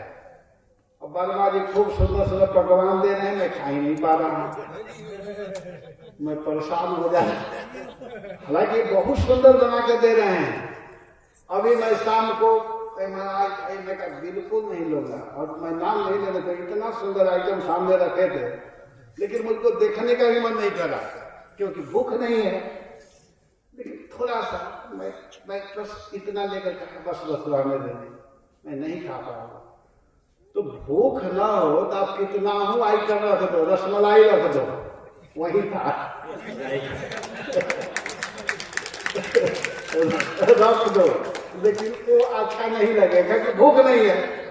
और भूख लग जाए, जानते हैं सूखी रोटी भी अच्छी लगती है। हम मधुकरी खाए नहीं, बड़े बरसाना नहीं, सूखी रोटी उस समय पढ़ते थे, इतनी जोर से भूख लगती थी कि सूखी रोटी मिलती थी उसको खाना चाहिए। किसी भी आश्रम में गए घोसे खाना चाहिए, क्योंकि भूख लगी है, तो उसको पकवान कहते हैं। और भवन मतलब बेटा तुम अब साधु बने हो तो स्वतंत्र मत रहना, गुरुजन के आश्रय में रहना, माने अपने से बड़े जो हैं उनके सानिध्य में रहना, तब तुम बच पाओगे। क्योंकि संसार में माया का प्रभाव बहुत ज्यादा है। धन्य हो मां, वैसे ही मैं करूंगा और वैसे ही अपने जीवन को बिताए। तो मैं केवल एक शब्द में कहने लगा कि जो सुख का आंसू होता है वो ठंडा शीतल, और जो दुख का आंसू है वो गर्म होता है। तो गोपी चंद जी गर्म आंसू का अनुभव किए, और यहाँ ध्रुव महाराज के शरीर के ऊपर शीतल आंसू गिर रहा है, क्योंकि उतान पाद जी अत्यंत प्रेम के कारण, आनंद के कारण अपने बच्चे को देख करके रो रहे हैं। व्यक्ति 2 अवस्था में रोने लगता है, जब ज्यादा सुख मिलता है या खुशी मिलती है तो उस समय भी व्यक्ति रोता है, और नहीं तो खूब दुख होता है तब रोता है। सुखी में भी, खुशी में भी व्यक्ति रोते हैं। तो यहाँ पर ध्रुव महाराज के शरीर के ऊपर शीतई नयन वारिभि, वारभि नयन शीतई श्लोक में आया है कि उतान पाद के आंखों से शीतल आंसुओं से पुत्र को अभिषिक्त कर दिए। अभिषिक्त माने अभिषेक कर दिए, इतना आंसू गिर रहा है।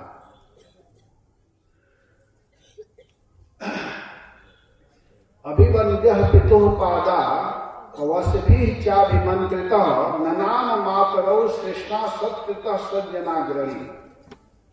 कह रहे हैं कि सज्जनाग्रणी ध्रुव अपने पिता के जुगल चरणों की वंदना किए। महाराज उत्तानपाद उन्हें आशीर्वाद दिए, कुशल प्रश्न आदि से उनका सम्मान किए। पिता द्वारा सत्कृत होकर के ध्रुव अपनी दोनों माताओं को पृथ्वी पर लौट करके प्रणाम किया। दोनों माताओं को प्रणाम कर रहे हैं। और जब प्रणाम किए, यहाँ पर प्रश्न हो सकता है कि ध्रुव दुखदायिनी सुरुचि को क्यों प्रणाम किए? सुनीति जी को प्रणाम किए तो बहुत अच्छा। आजकल के लोग क्या करते हैं कि अपमान के बदला लेते हैं। अगर कोई कुछ कह दिया तो उसको याद रखते हैं।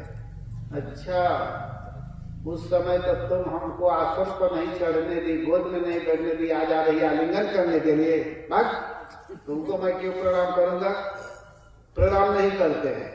लेकिन ध्रुव महाराज ऐसा नहीं किए, क्योंकि वो सज्जनाग्रणी है, सज्जन है, वो भगवान के भक्त हैं। और जो भक्त होते हैं वो इस तरह का व्यवहार नहीं करते। एक साधारण व्यक्ति भी इस तरह का व्यवहार नहीं करता। जो सज्जन व्यक्ति होता है, साधारण सज्जन व्यक्ति होता है, वो भी ऐसा व्यवहार नहीं करता है। तो ध्रुव महाराज तो भगवान के परम भक्त है, वैष्णव है।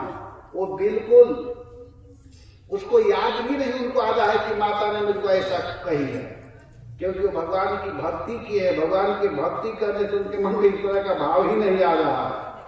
और दोनों माताओं को प्रणाम किए। और जब प्रणाम किए तो उस समय जानते हैं प्रणाम करने का सुरुचि जो है वो ध्रुव महाराज को पकड़ करके आलिंगन करने लगे।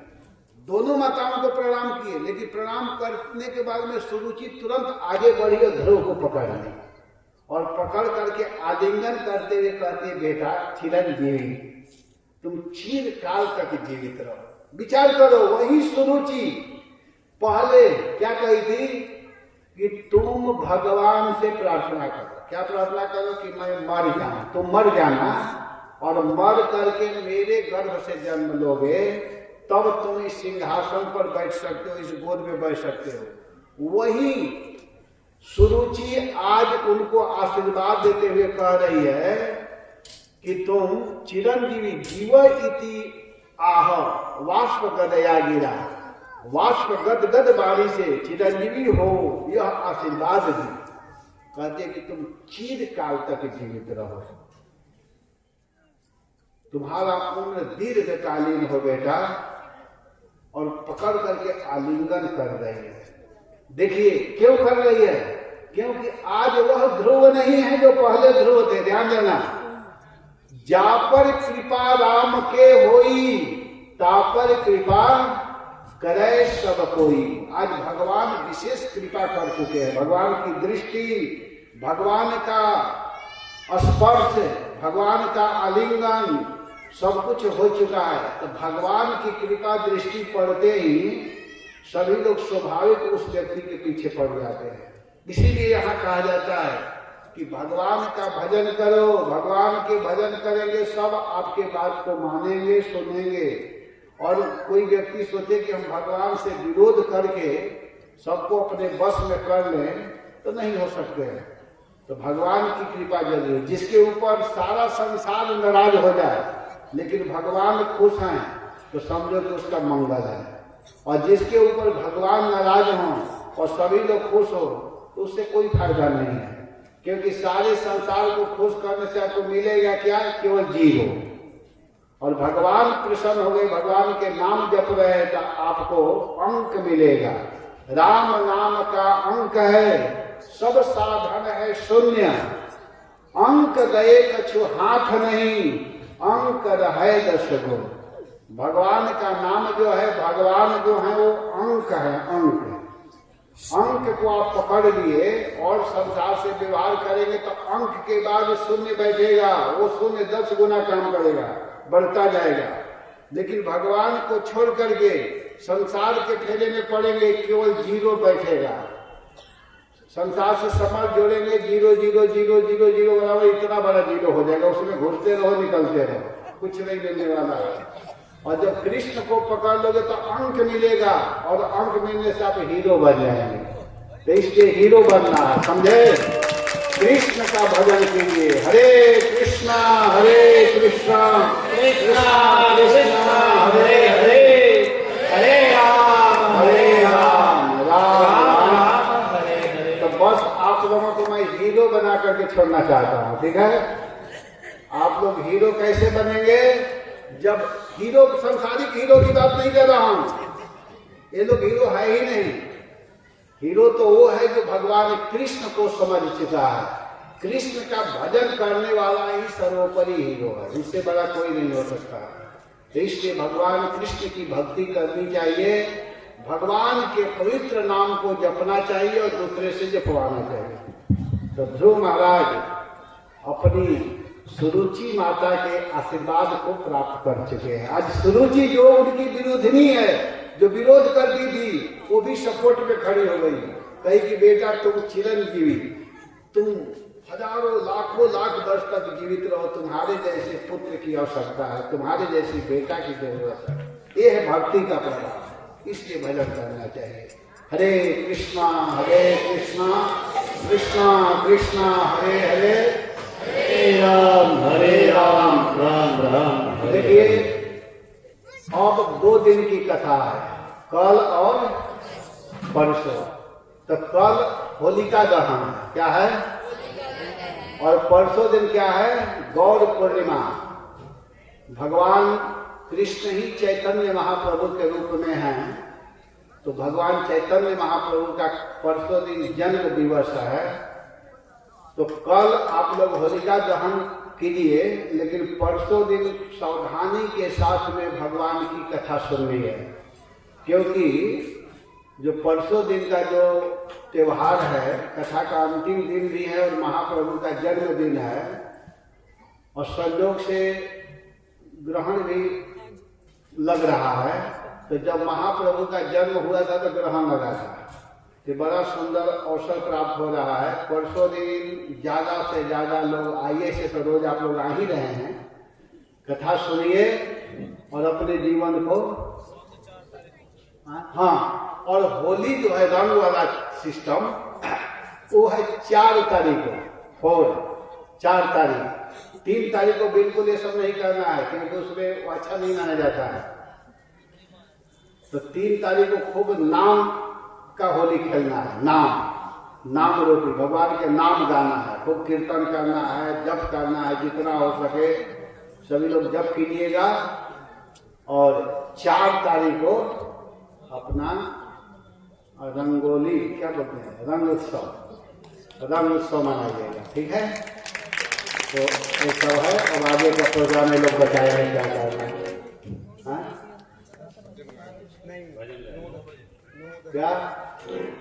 क्या है 3 तारीख में नगर संकीर्तन सुबह में करना है ना? है, बोलिए, सोच कर लिए। आप लोग मत बोलो, ये लोग बोलेंगे तब समझ में आएगा ना क्या बोल रहे हैं। सुबह माने 5 बजे भोर में? हाँ, अभी टाइम हम नहीं बताएंगे, टाइम हम लोग कल बता देंगे। परसों दिन अगर जो भी फाइनल होगा उसको हम लोग अनाउंस करेंगे, ठीक है? अभी मैं कुछ नहीं बोल रहा हूँ। परसों दिन क्या होने वाला है, सुबह का प्रोग्राम। शाम वाला प्रोग्राम में बताया कि कल शाम को होलिका दहन, परसों दिन भगवान चैतन्य महाप्रभु का जन्म उत्सव, और हाँ, और परसों जो 3 तारीख है उस दिन सबको उपवास करना चाहिए, व्रत करना चाहिए। उपवास, उप माने भगवान के निकट रहना। तो जप के द्वारा, जब कम खाएंगे तो भगवान के निकट ज्यादा रहेंगे, ज्यादा खाएंगे सोएंगे, इसलिए उपवास करना चाहिए। और उपवास में अगर किसी को न रहा जाए तो जो एकादशी वाला ग्रहण करते हैं फल आदि ले सकते हैं, लेकिन अन्न मत खाइएगा। और ये व्रत 24 घंटा तक होता है। ये नहीं कि बस शाम को करके रात्रि में चावल रोटी खाने लगे, ऐसा नहीं खाना चाहिए।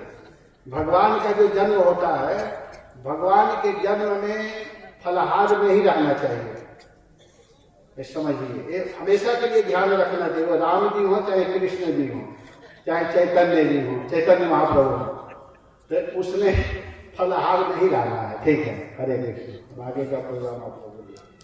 हरे कृष्णा कृष्णा कृष्णा हरे हरे, हरे राम राम राम हरे। आइए एक बार फिर श्री राधा रानी के दर्शन कराएं। बरसाने में मंदिर देखा, मंदिर राधे रानी का। बरसाने में मंदिर देखा, मंदिर राधे रानी का। जहाँ बरसता प्यार सदा ही ठाकुर और ठकुरानी का। बरसाने में मंदिर देखा, मंदिर राधे रानी का। बरसाने में मंदिर देखा।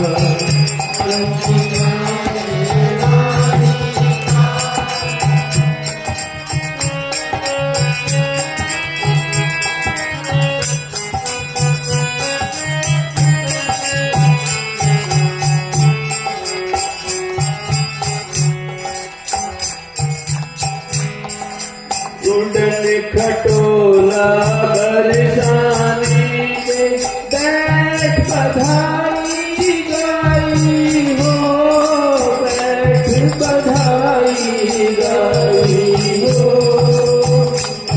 खटोला बरसाने बैठ बधाई गाई हो, बैठ बधाई गाई हो।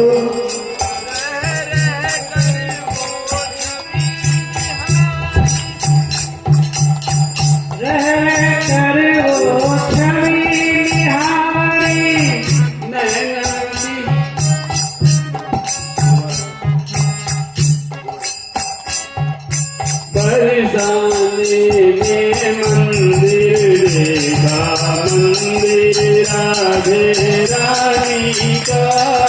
बरसाने में मंदिर देखा, मंदिर राधे रानी का। जहाँ बरसता प्यार सदा ही ठाकुर और ठकुरानी का। बरसाने में मंदिर देखा, मंदिर राधे रानी का। बरसाने में मंदिर देखा, मंदिर राधे रानी का। कुंडल खटोले बरसाने के बैठ बधाई गाई हो, बैठ बधाई गाई हो। रह गरीबो छवि निहारी, नैनन बीच समाई हो, नैनन बीच समाई हो। धन्य हुआ है जीवन सारा, धन्य हुआ है जीवन सारा। क्या रुतबा महाराजा। बरसाने में मंदिर देखा, मंदिर राधे रानी का। बरसाने में मंदिर देखा, मंदिर राधे रानी का। कितना रसता प्रेम जहाँ पर, सदा बरसता प्रेम जहाँ पर।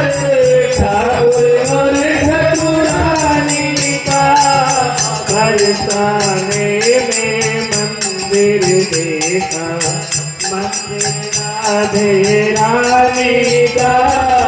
बरसाने में मंदिर देखा, मंदिर राधे रानी का। आंखें चार हुई तो टप टप असवन धारा बह निकली, असवन धारा बह निकली। प्रेम भाव का उठा हिलोरा, रूठी किस्मत भी बदली, रूठी किस्मत भी बदली। धन्य हुआ जीवन सारा, क्या रुतबा है महारानी का। बरसाने में देखा, मंदिर राधे रानी का। बरसाने में मंदिर देखा, मंदिर राधे रानी का। जहाँ बरसता प्रेम सदा ही, जहाँ बरसता प्रेम सदा ही। ठाकुर और ठाकुरानी का। बरसाने में मंदिर देखा, मंदिर राधे रानी का। बरसाने में मंदिर देखा, मंदिर राधे रानी का।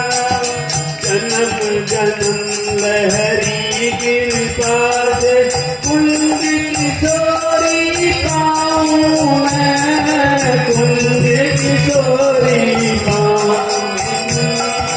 बिचारा जन्म जन्म लहरी कृपा से कुंज किशोरी पाऊं मैं, कुंज किशोरी पाऊं मैं। बिचारा हूँ इन पद कमलों में, चरणामृत रस पाऊं मैं, चरणामृत रस पाऊं मैं। तन मन हारा हार कहूँ क्या, तन मन हारा हार कहूँ क्या। होश कहाँ दुनियानी का। बरसाने में मंदिर देखा, मंदिर राधे रानी का। बरसाने में मंदिर देखा, मंदिर राधे रानी का। सदा बरसता प्रेम जहाँ पर, सदा बरसता प्रेम जहाँ पर। ठाकुर और ठाकुरानी का।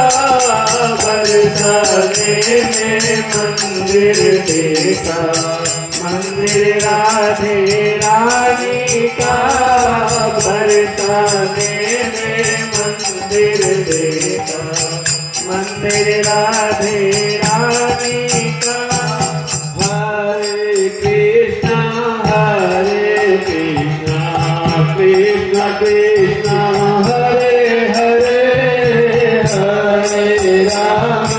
हरे राम राम राम हरे हरे। हरे